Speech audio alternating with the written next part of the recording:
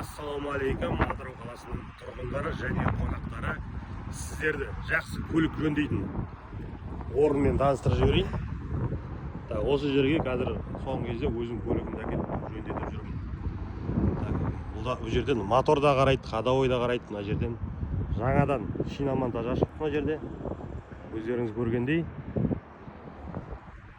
Мекен-жайға келетін болсаңыздар, Индермен Атырау тас жолы, Арман маркет, құрылыс әлеміне қарама-қарсы.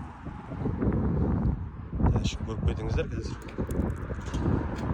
Мына нөмірді сақтап қойыңыздар, осы нөмірге хабарлассаңыздар болады. Осындай жөндеу жұмыстары жасайды.